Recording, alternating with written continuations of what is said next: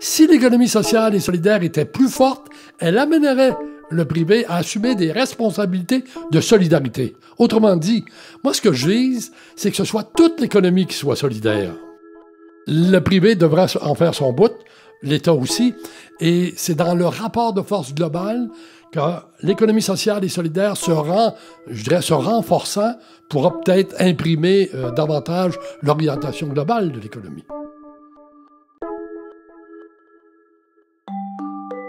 Président du conseil d'administration de la Caisse d'économie solidaire de 2006 à 2019, Gérald Larose assure maintenant le rôle de deuxième vice-président à la Caisse. Monsieur Larose se décrit en tant que militant originaire des cantons de l'Est, mais qui habite Montréal depuis plus de 40 ans. Nous avons invité Monsieur Larose pour avoir un meilleur aperçu du lien qui unit l'économie sociale et la lutte contre les inégalités au Québec. Ayant également présidé la Confédération des syndicats nationaux pendant 16 ans, M. Larose consacre sa carrière à la réalisation de meilleures conditions de vie pour les Québécois et les Québécoises.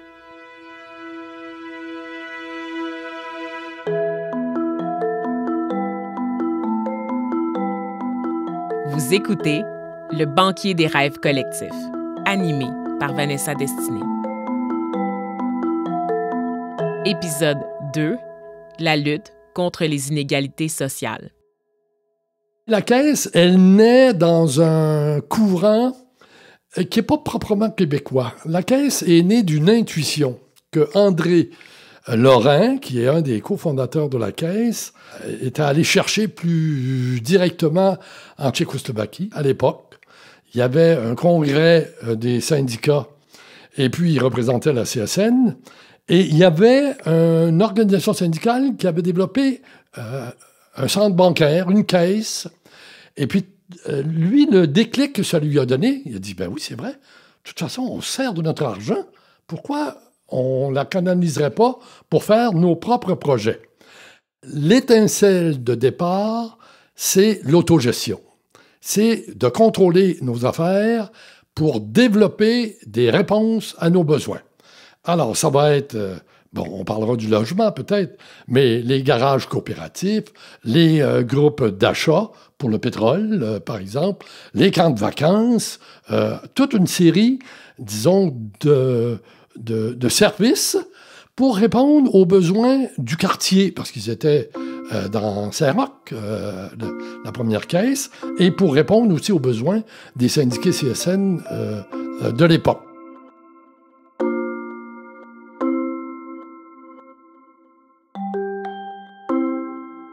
Nous avons également invité Françoise David, militante féministe qui a participé à la création du parti politique Québec solidaire en 2006. Présidente de la Fédération des femmes du Québec de 1994 à 2001, Mme David est connue pour son implication dans le communautaire et dans le mouvement des femmes. La voici.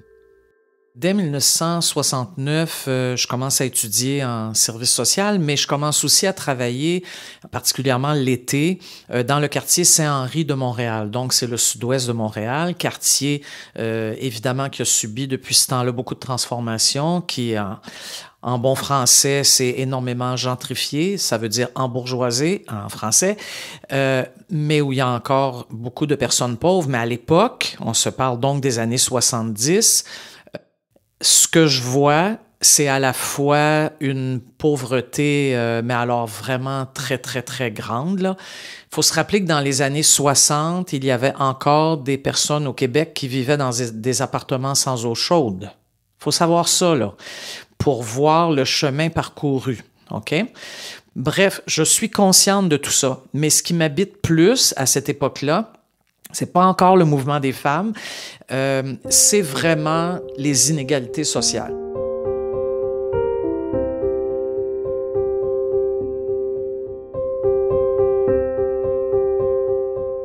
Le mouvement syndical, c'est un mouvement qui est là à poursuivre un certain nombre d'objectifs et on doit reconnaître qu'à la fin des années 60, début des années 70, c'était un mouvement social majeur qui a quand même je dirais, permis aux salariés de l'ensemble du secteur privé et du secteur public de partager mieux les richesses, d'améliorer sensiblement leurs conditions. Et n'eût été du mouvement syndical, je pense que plusieurs politiques publiques n'existeraient pas. Le mouvement des femmes au Québec a produit les CPE. C'est un exemple que je donne. Hein? Mais les CPE, du temps que les étaient garderies, sans la Caisse, n'auraient peut-être pas pu se déployer autant qu'elles se sont déployées. Donc, il y a un écosystème au Québec qui fait qu'il y a le mouvement social, il y a des groupes qui promeuvent des objectifs très, très précis, et puis il y a des instruments comme la Caisse pour accoter le développement du projet.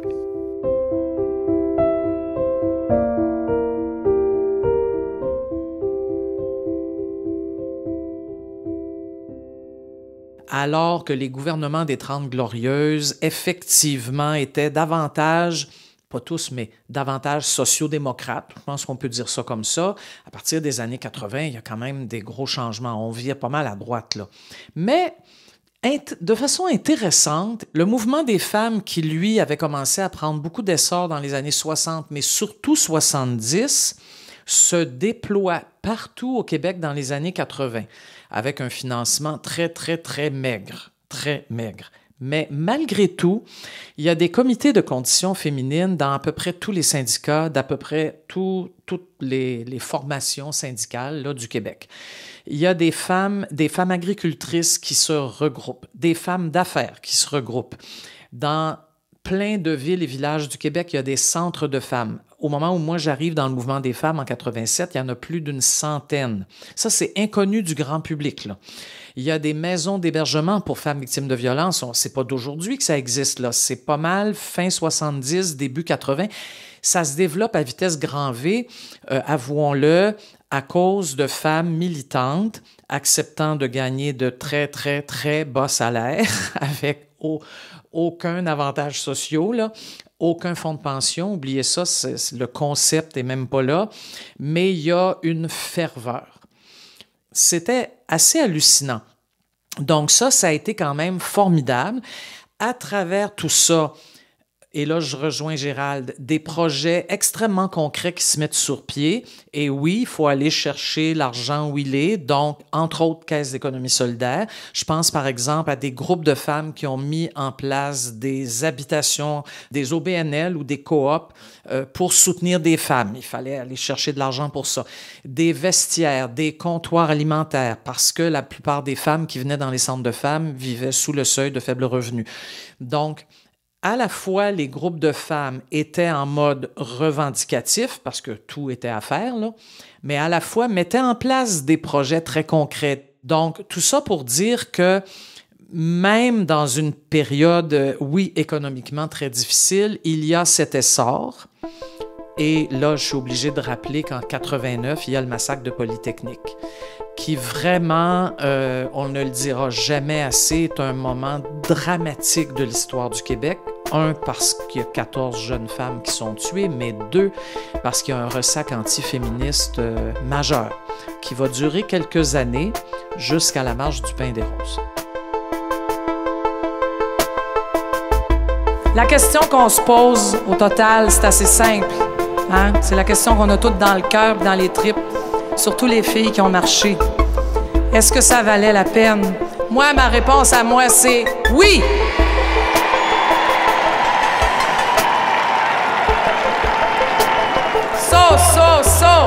Solidarité! Solidarité!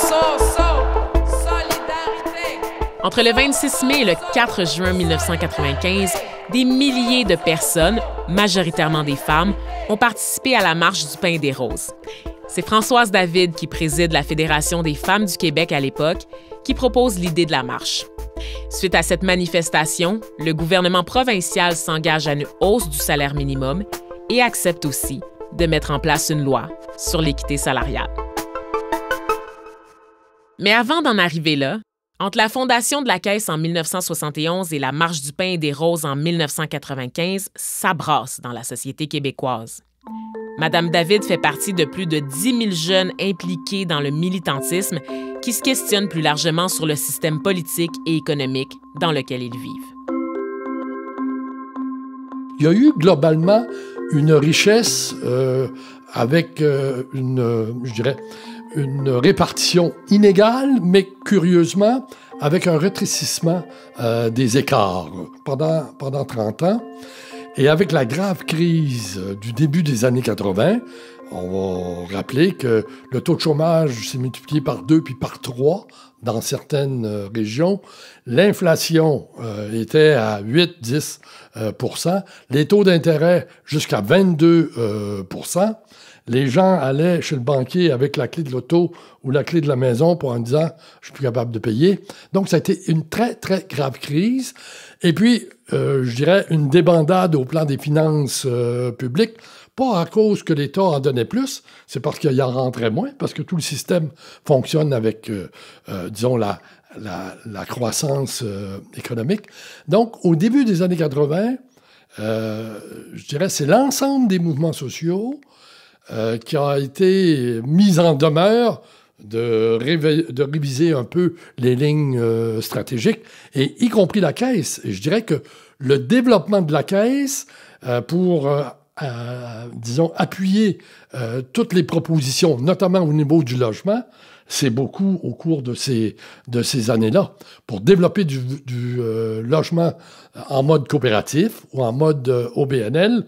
Et puis, en fait, jusqu'à aujourd'hui, il y a quand même 780 quelques coopératives à la Caisse. Il y a 45 000 logements, disons, qui sont, je dirais, à la Caisse indirectement.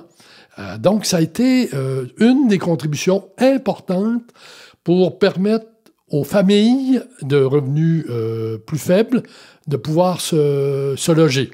Et ça a eu comme influence que les municipalités ont été obligées aussi de s'ajuster et de s'impliquer aussi dans le développement du parc locatif. On est dans une crise immobilière à l'heure actuelle. Quand on se compare, disons, en Amérique du Nord, je dirais même s'il y a une flambée ici, elle est moins forte parce qu'on a un parc important, disons, de logements sociaux, que ce soit en coopérative, en OBNL, même en HLM, même si ça se développe plus depuis au moins une trentaine d'années, l'ensemble met une pression sur le secteur privé, d'où l'importance de poursuivre. C'est-à-dire, il faut avoir toujours plus de logements.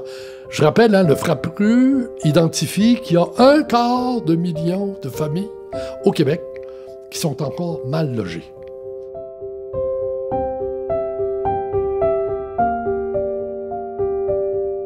Le FRAPRU, c'est le Front d'action populaire en réaménagement urbain. Fondé en 1978, ce regroupement de quelques 140 organismes milite sans cesse pour le droit au logement au Québec. Selon le FRAPRU, la crise du logement actuelle au Québec est due à la déconnexion totale entre la réalité des locataires et celle du marché privé de l'habitation. Le regroupement constate que des dizaines de milliers de ménages doivent se priver de besoins essentiels pour pouvoir payer le loyer. Un grand nombre de ces locataires vivent dans des logements qui sont inadéquats, insalubres et non sécuritaires.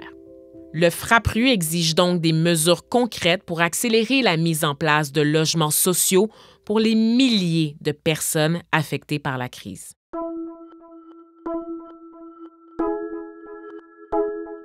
L'économie sociale, c'est à la mode, mais c'est pas nouveau. On le fait depuis très longtemps. Des gens qui travaillent pour améliorer leur communauté, leur famille, ça existe depuis longtemps. C'est comme ça qu'on construit des mosquées, c'est comme ça qu'on construit des centres communautaires, c'est comme ça qu'on construit de la sécurité sociale là où le gouvernement ne peut pas intervenir ou refuse d'intervenir.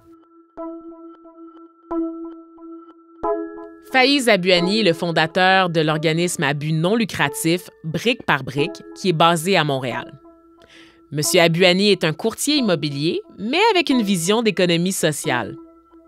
Il offre ses services aux propriétaires du Grand Montréal tout en créant des logements sociaux pour les locataires à faible revenu.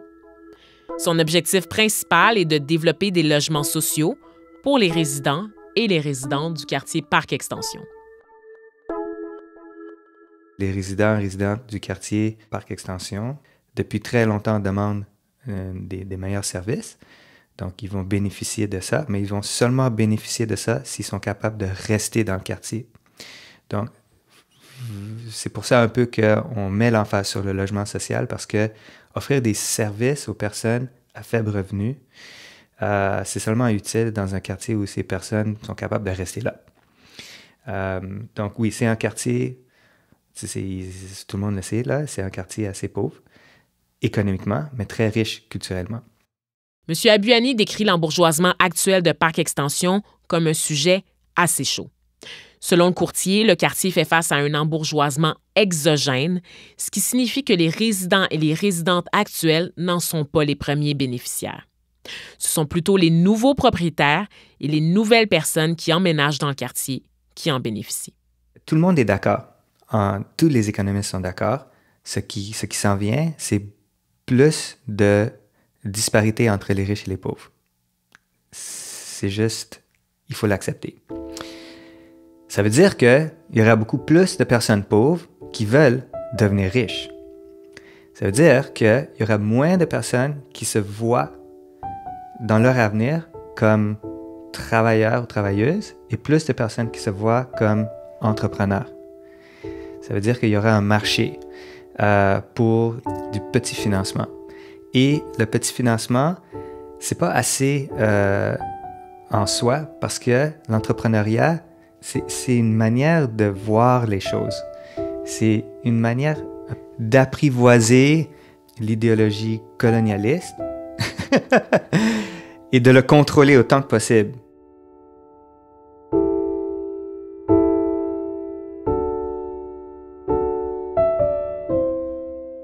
Dès que quelqu'un vient à la caisse, on ne regarde pas le bilan financier, on regarde où est-ce qu'il va aller, à quel besoin il veut répondre, et puis est-ce qu'il y a du monde là-dedans pour qu'ils veulent y mettre tout leur génie pour que ça marche. Avec 20 000 membres, 4 000 entreprises, et puis un chiffre d'affaires de 3 milliards et demi. La Caisse, c'est une grosse organisation avec toujours la même finalité d'être, on n'est pas là pour faire de l'argent, on est là pour donner des mains aux rêves que portent des groupes, que portent des individus.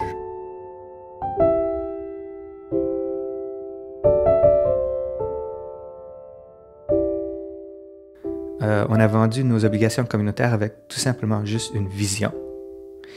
Et c'était très, très, très difficile. Fonder son propre organisme et essayer de faire quelque chose de nouveau dans ce secteur où on a besoin plein d'argent et on a besoin d'aller chercher le soutien de personnes qui ont à cœur le changement social sans avoir un track record, sans avoir d'autres immeubles.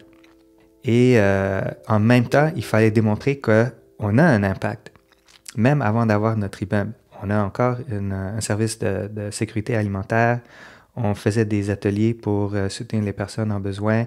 On a fait des services de transfert de bail pour soutenir les locataires qui se faisaient évincer. On faisait du travail communautaire. Puis ça, c'est sans financement, sans revenu. La Caisse d'économie solidaire nous offrait un bon taux d'intérêt. Et puis, il y avait aussi un autre aspect, c'est l'aspect symbolique. De dire que notre organisme, bien qu'on essaie de développer une infrastructure autonome pour le changement social, s'imbrique dans des relations complexes avec d'autres institutions. Et il s'avère que dans le système bancaire ou des institutions financières, la Caisse d'économie solidaire a une mission sociale.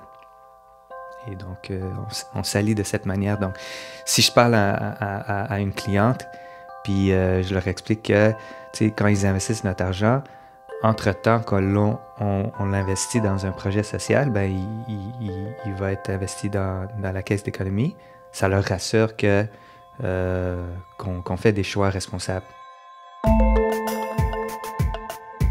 On vit dans une société qui, particulièrement depuis la Révolution tranquille, puis il y a même des initiatives qui remontent à avant, on vit quand même dans une société qui, à toutes sortes de niveaux, a développé des projets extraordinaires. Une société où, concrètement, des gens se sont pris en main, se sont organisés, ont construit des projets, ont été soutenus par des organismes comme la Caisse et d'autres. Ça, c'est ce qui donne espoir pour le Québec. Ce sont ces milliers, voire millions de gens impliqués, organisés, engagés, qui revitalisent des villages ou des quartiers de nos grandes villes. Ça existe au Québec. Le Québec vit. Le Québec est vivant.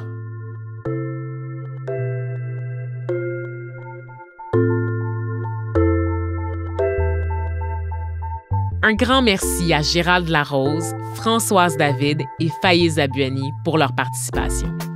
Dans le prochain épisode, nous aborderons le rôle de la Caisse dans la transition écologique avec Léopold Beaulieu, Brigitte Lamontagne et Laure Varidel.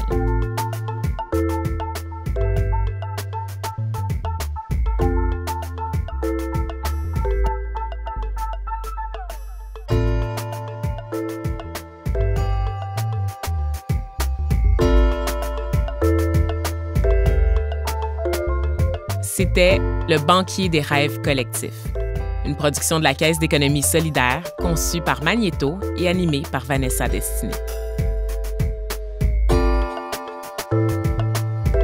Réalisation, Nancy Pettinicchio. Assistant à la réalisation, Antonin Viss. Prise de son, musique et montage, Antonin Viss. Direction de production, Alexandra Viau.